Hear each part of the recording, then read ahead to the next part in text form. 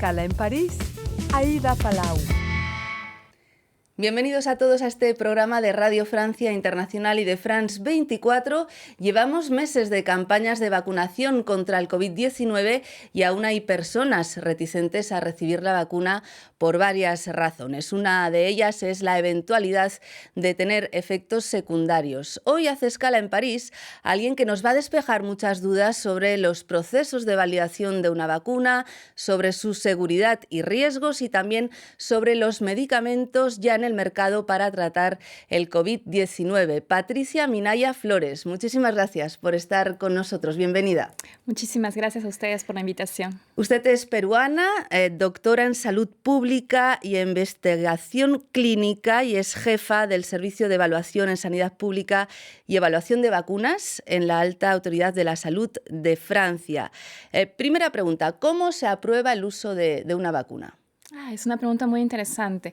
En verdad, en la Alta Autoridad de Salud, nosotros evaluamos la importancia o la necesidad de que una vacuna sea reembolsada no por el Estado, por el Seguro Social. Entonces, primero hay vacunas que van a ser autorizadas en el mercado porque son útiles, son eficaces, son seguras, y luego nosotros evaluamos cómo esta vacuna entra a la estrategia de vacunas que ya existe, porque hay muchas vacunas que son obligatorias en Francia, y cuál es la población, cuáles son las personas que recibirán un beneficio máximo de recibir esta vacunación. Entonces, por ejemplo, en el caso de la COVID-19, que es hace 2 años era una nueva enfermedad de la que no se sabía nada, de la que hemos ido descubriendo poco a poco las cosas, la primera pregunta que nosotros nos hicimos, incluso antes que las vacunas ya estuvieran en el mercado, que hubieran sido desarrolladas, pues nosotros comenzamos a ver cuál era la población que podía beneficiar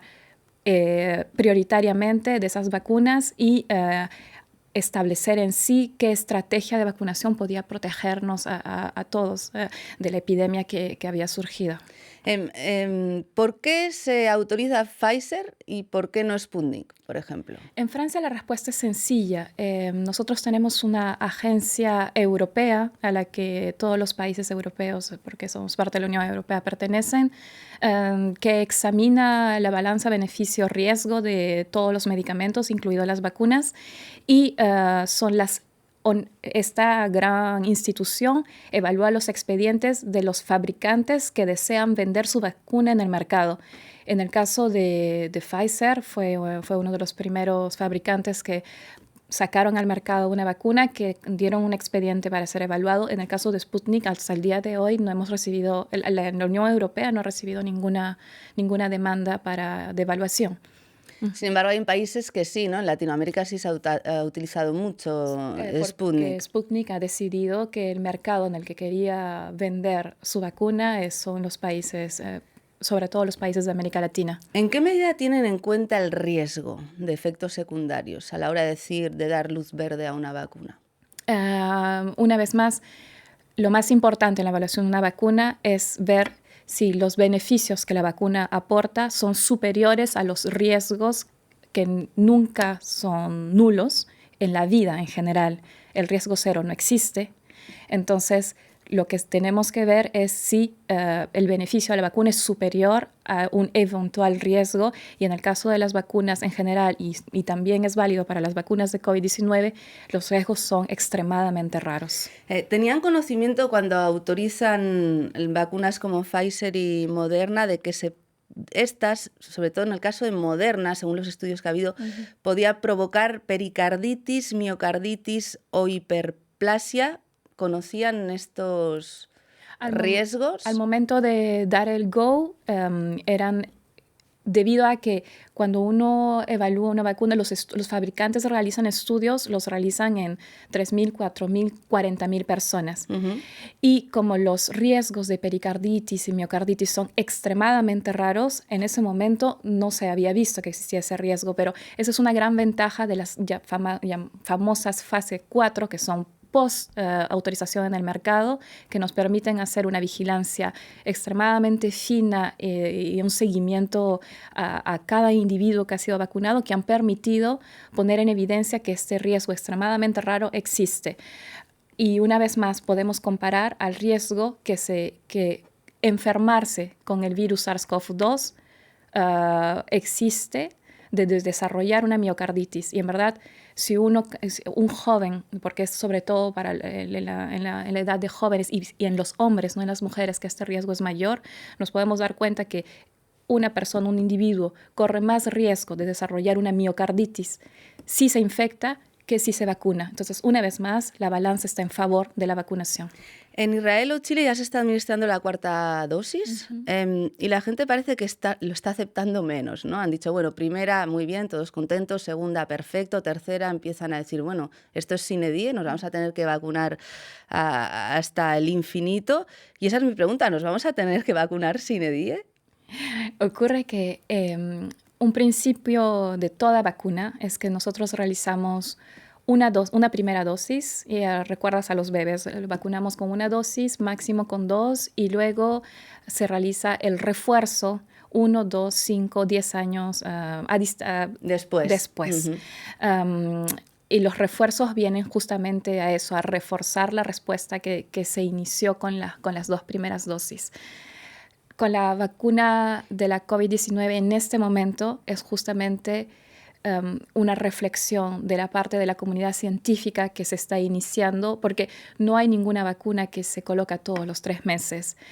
Tenemos ejemplos como la vacuna del tétanos, en que los refuerzos son cada 10 años. Efectivamente. Y la vacuna de la gripe, que es todos los años. Entonces, en este momento lo que necesitamos es tiempo para investigar cuál es la duración de la respuesta de los anticuerpos en nuestro cuerpo gracias a los refuerzos, para darnos cuenta y decidir cuál es el esquema que vamos a proponer a largo plazo. Porque al inicio solamente reaccionábamos a proteger a la población, no teníamos mascarillas, no teníamos test, no teníamos vacunas, no teníamos tratamientos. ¿No? Ahora es momento de planificar. ¿Ha habido algún tipo de presión de los laboratorios? Lo digo porque en España se ha reconocido que había habido una especie de presión para administrar terceras dosis. Y voy a leer una cita que es de la secretaria de la Sociedad Española de Inmunología, Carmen Cámara, que sostenía que hay una presión clara de las casas comerciales y que no era lo único, también la necesidad de los gestores y de los políticos de demostrar que están haciendo algo, pero que hay como una especie de presión, ¿no? Cuando oí al CEO de Pfizer decir que están preparando una vacuna contra Omicron, yo decía, con Omicron, pero si nos vamos a contagiar todos, ¿por qué me haces vacunarme contra Omicron? Va a ser un suma y sigue. Son palabras de Carmen Cámara, de la Secretaría de la Sociedad Española de Inmunología. Y yo le pregunto a usted, ¿en Francia ha habido presiones de los laboratorios para administrar cuartas dosis, terceras o cuartas dosis? En Francia lo que ha habido ha sido una colaboración increíble entre todos los actores para poder lograr una estrategia y una gestión de la epidemia de manera eficaz. Y estos actores incluyen la industria farmacéutica, con los que hemos creado rápidamente puentes para poder intercambiar información, para recibir inmediatamente los resultados de sus investigaciones al día siguiente que ellas estaban listas y que nos han permitido evaluar rápidamente. Pero permíteme, si Omicron no es tan peligrosa como Delta o las otras variantes anteriores, ¿no sería lógico vacunar a la gente vulnerable, gente mayor, y que la gente que está con buena salud, al ver que Omicron no es tan agresiva, digamos, ¿no? Aunque es muy contagiosa, bueno, pues dejar que la gente circule, ¿no? O sea, la gente, bueno, se ha vacunado 1, 2, 3 veces, bueno, pues ahora tal vez con esta variante sí protejamos a la gente vulnerable y mayor y dejemos que los otros circulen sin recibir una cuarta dosis. No sé si este planteamiento se hace desde la institución. Claro, lo que pasa es que la hipótesis que tú sometes es que Omicron, como es menos agresiva, ocasiona menos casos graves o ocasiona menos impacto en el sistema de salud, y esa hipótesis es errada, puesto que 1% de mucha gente sigue siendo mucha gente. Entonces, las personas que no están vacunadas, no todas van a desarrollar formas graves, pero hay un porcentaje que lo va a hacer, y ese porcentaje en números absolutos, en cifras, es suficiente para venir a ocupar camas en reanimación y camas en hospitales que impiden el buen funcionamiento del sistema de salud. Entonces, cuando tenemos un arma que es muy eficaz para prevenir justamente que esas personas lleguen hasta un hospital y que solamente tengan síntomas ligeros, yo no veo por qué no podríamos usarla y por qué estas personas no entienden que es la mejor manera de protegerse y proteger a nuestros sistemas de salud. Vamos a hablar de los tratamientos ahora, ¿no? Hemos hablado de las vacunas. ¿Qué medicamentos hay actualmente para tratar el COVID-19? Actualmente tenemos la buena noticia que tenemos medicamentos que vienen a actuar específicamente contra la acción del virus. Porque desde un inicio todos los pacientes que presentaban formas graves y menos graves de la enfermedad han recibido tratamientos en los hospitales, pero que eran muy sintomatológicos. Los médicos en los hospitales trataban de evitar que el paciente se descompensara y reaccionaban a los síntomas de cada paciente. Sobre los síntomas. Sobre los síntomas. En cambio ahora, gracias a los científicos del mundo, tenemos en el mercado el último Paxlovid, que tiene una acción antiviral. Entonces va a impedir que el virus en nuestro organismo se replique de manera rápida y ocasione daño. Sin embargo, no son medicamentos comunes, son medicamentos que realmente solamente tienen un beneficio para aquellas personas que son a alto riesgo. Y entonces por el instante no es un medicamento que... Generalizado. Exactamente. Hay médicos que desde hace meses están recetando Ivermectin, no sé si lo digo bien, que es un antiparásito, sí, y la azithromycin, que es un antibiótico. Y sí, parece que funcionaba, según estos médicos. Bueno, opiniones personales tenemos de todos lados, pero nosotros en la Alta Autoridad de Salud y como todas las instituciones administrativas independientes y científicas del mundo, tenemos la misma posición. Hasta ahora no hay ninguna en el mundo que haya dado una evaluación favorable para estos dos medicamentos contra la COVID-19. Y al contrario, es súper peligroso usar antibióticos y antiparasitarios en los casos en los que no se necesita, puesto que creamos antibioresistencia. Es decir, que cuando realmente los necesitemos, ya no funcionarán. ¿Usted cree que estamos un poco viendo ya la luz al final del túnel, con mucha gente vacunada y con medicamentos como este Paxlovid del que hablaba? ¿Estamos al final de esta pandemia de la que todos queremos salir? Bueno, Aida, yo soy científica, no soy bruja, aunque quisiera desarrollar esas competencias. Es algo que si alguien viene y te da una respuesta... Muy azarosa, ¿no? Muy azaroso decirlo. Exactamente.